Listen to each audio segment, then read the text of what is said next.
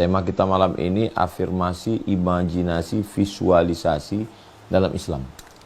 Ketika saya mau memberikan motivasi kepada seseorang, maka saya katakan, Anda sukses. Saya melihat Anda sebagai seorang yang berhasil. Maka itu yang disebut dengan afirmasi. Kata-kata positif. Pembahasan pertama ya, apa itu afirmasi? Kata-kata positif, penegasan kepada diri, sehingga ditangkap oleh otak, dan otak akan mengirimkan pesan itu kepada mata, kepada telinga, kepada tangan, kepada kaki, sehingga dia akan berbuat, melakukan sesuatu. Itulah afirmasi. Jadi, kenapa kita melakukan sesuatu? Yang melakukan sesuatu ini badan. Karena ada perintah dari otak. Kenapa otak menerima perintah? Ya karena afirmasi itu. Kamu sukses. Kalau sukses berarti bangun pagi. Maka kata otak, bangun pagi. Nah ini afirmasi. Nah, adakah afirmasi itu dalam Islam? Surat Al-Anbiya 87. Pembahasan kedua, surat Al-Anbiya 87. Ketika sedang berada di dalam perut ikan, di tengah malam, di dalam samudra. Saat itu kita akan berada pada putus asa yang paling tinggi. Kalau putus asanya di sini, di dunia ini masih terang. 3 keputusasaan. Di dalam perut ikan, di dalam laut, di dalam malam.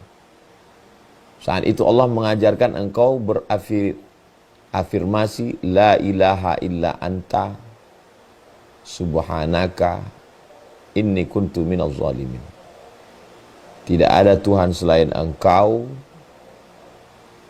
Engkau maha suci. Yang lain ini enggak ada ini. Yang ada hanya engkau. Engkau maha suci. Kalau ada orang mengatakan, apa dia bisa dia menolong aku? Engkau maha suci dari sifat kekurangan. Engkau sangat bisa menolong aku. Inni kuntu minaz zalimin. Akulah yang salah. Jatuhkan diri, sucikan dia. Maka bangkit semangat. Jadi kalau bingung mau mengucapkan apa, saya sukses, saya berhasil, saya, ya enggak salah. La ilaha illa anta subhanaka inni kuntu minaz zalimin. Jadi kita diajarkan begitu ada harapan. Yang paling mengerikan dalam hidup ini adalah ketika kita putus harapan. Nggak ada harapan lagi. Lemah, depresi, stres.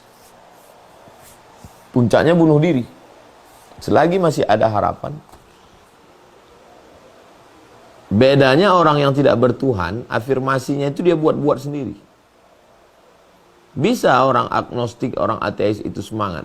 Tapi nanti pada akhirnya dia akan galau juga. Karena dia bersandar pada dirinya sendiri. Ini beda afirmasi orang ateis dengan afirmasi orang yang percaya pada Allah. Bersandar kepada diri sendiri itu rapuh. Tapi kalau kita katakan aku tidak ada, aku tidak punya kemampuan. Yang punya kemampuan itu engkau. 2. Surat As-Saff 13. 3. Poin 3, surat As-Saff ayat 13. Nasrum minallah wa fathun qarib.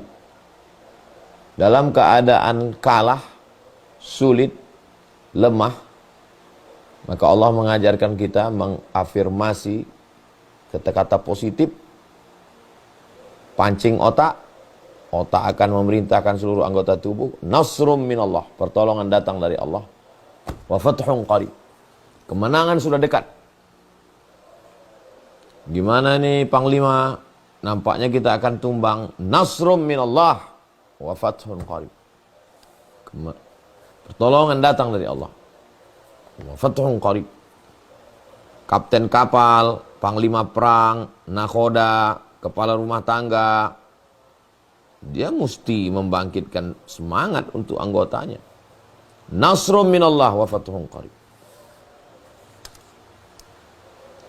4. Surat Ali Imran 173. Tidak ada satupun yang bisa menolong menghadapi penguasa yang zalim Namrus dengan bala tentaranya, lengkap dengan api unggunnya. Ketika itu Allah mengajarkan kita mengafirmasi diri. Hasbunallah wa ni'mal wakil. Hasbunallah, cukup Allah. Wa ni'mal wakil. Maka menghadapi orang yang down, orang yang putus asa, orang yang kehilangan semangat, nasrum minallah wa fathun qarib. Hasbunallah wa ni'mal wakil. Masuk ke telinganya, ditangkap oleh otaknya. Otak memerintahkan ke seluruh anggota tubuhnya, bangkit semangat. Jadi Islam itu rasional. Mau diteliti secara psikologis, mau diteliti secara ilmu apapun, ilmu motivasi. Hasbunallah wa ni'mal wakil. 5. At-Taubah 40.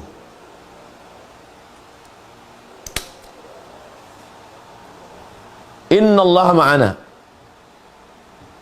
Kata Nabi SAW kepada Abu Bakar, Innallaha ma'ana, Allah bersama kita. Innallaha ma'ana, Allah bersama kita.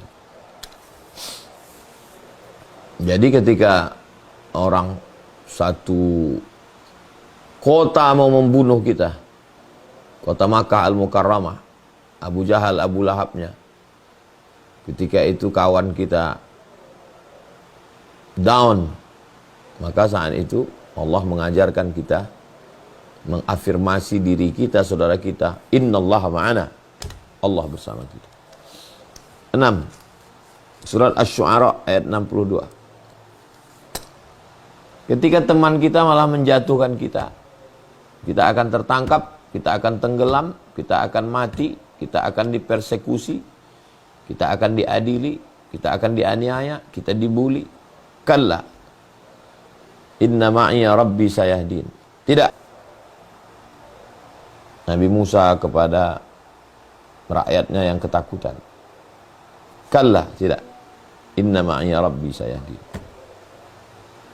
Jadi ini beda afirmasi antara orang yang bertuhan dengan orang yang tidak bertuhan. Orang yang tidak bertuhan itu sekedar motivasi saja.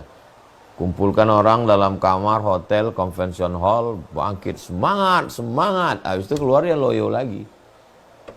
Selesai ngomong, tapi kalau dia... Makanya ucapan-ucapan ini kalau dalam Islam, itu bangkitnya itu bukan hanya di sini. Bangkitnya itu dari ibadah. Ini poin yang tidak kalah penting. Poin yang ke-7. Bahwa semua ucapan-ucapan itu menjadi berenergi, menjadi bergetar dan menggetarkan. Kalau dia bangkit, cobalah sering kita ngomong kata-kata yang biasa. Siapapun bisa mengucapkannya. Tapi diucapkan oleh kiai, diucapkan oleh habib, bergizi. Bergetar dia. Kenapa? Karena dia bukan dari mulut. Dari hati. Yang dari hati ini ke hati juga sampainya. Tapi yang dari mulut ini ke mulut juga sampai. Banyak motivator. Ya udah habis itu orang down lagi. Tapi ketika ditopang dengan tahajud, dengan zikir, dengan akidah, maka disitulah dia menjadi sebuah afirmasi yang